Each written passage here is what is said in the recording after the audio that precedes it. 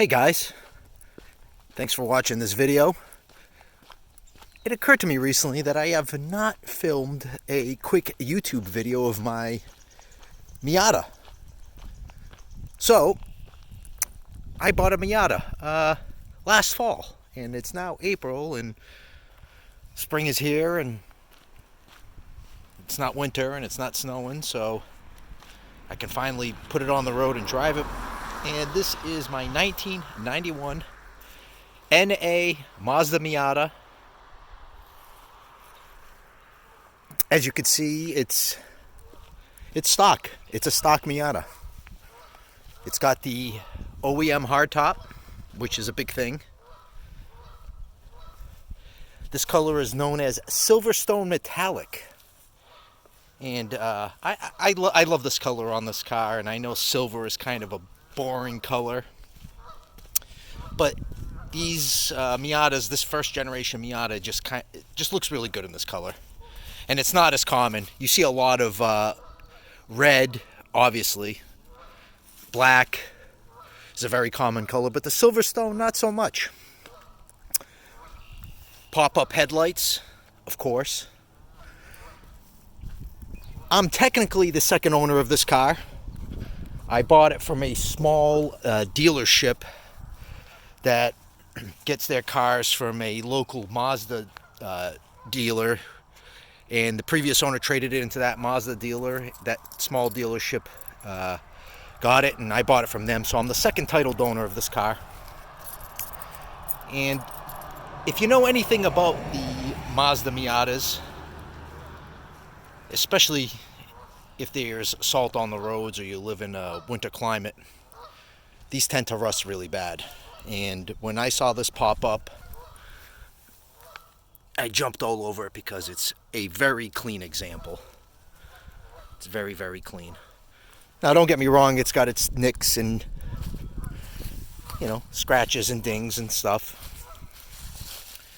But the quarter panels, the rockers, all so solid. Has all the original VIN tags. In my humble opinion, I think this is due to two things. One, the gentleman that owned this before was an older gentleman. He bought it new, and he was a MIT professor. And the average annual mileage wasn't very high, so I think this was just his summer car. And secondly, I'm pretty sure it was garaged, so it kept it in pretty nice shape, I must say. It's not, like I said, it's not perfect. But, when you have a garage, it keeps it in better shape than it's sitting outside. And I think the hardtop had a lot to do with it. I think the use of the hardtop keeps moisture and keeps all the debris out. Let me open up the door. Car's a little dirty, so you have to forgive me. It didn't have the floor mats when I bought it. I found those used. Car had 125,000 miles when I bought it. If you do the math, you can do the math on your own. That's not a lot of miles. Let me pop the hood.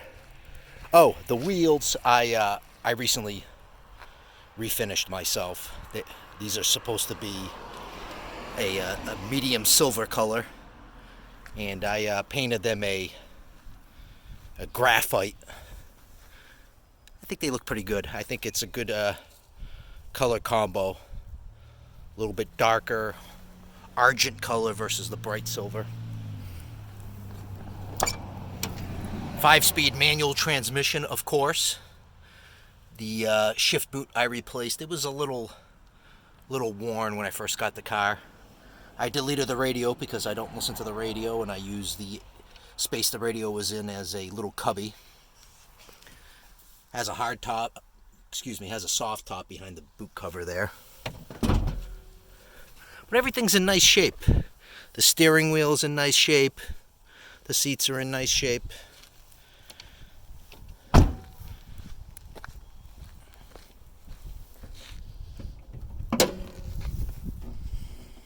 It's your stock 1.6 liter dual overhead cam. I don't know, it's like 115 horsepower or something. Pop-up headlights. The turn signals are all in nice shape. I had a Miata before this one a few years back. I love that car. It was a 90 in red with a hardtop. This one is in much nicer shape than that car was when I bought it. My previous car had a little bit of rocker rust. It wasn't that bad, you know, but it had a bunch of cosmetic things that I had to go through and replace, like bad turn signal lights and a cracked rear bumper and a shoddy interior and a cracked dash. And I paid a little bit more for this one than I did that red car, but it's worth it. It's worth it when you start with a nicer car. Crack-free dash. I love that it has roll-down windows. You know, just an analog car. Just a old-fashioned rear-wheel drive, stick shift, analog car.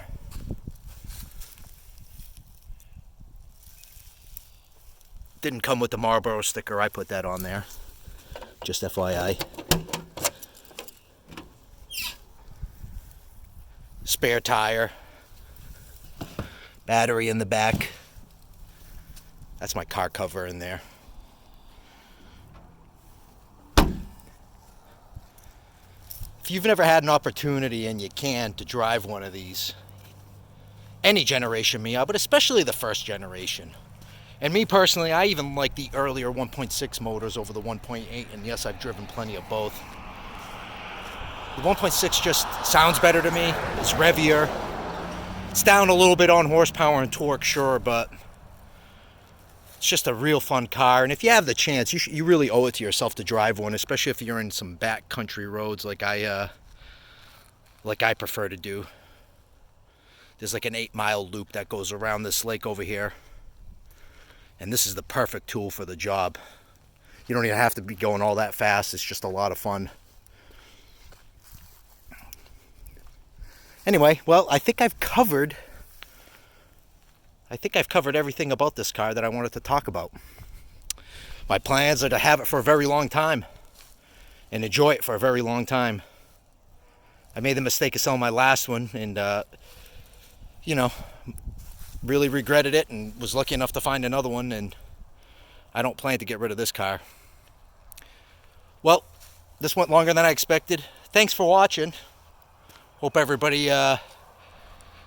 gets out there and drives soon and has some fun with their vehicles. I'll talk to you guys later.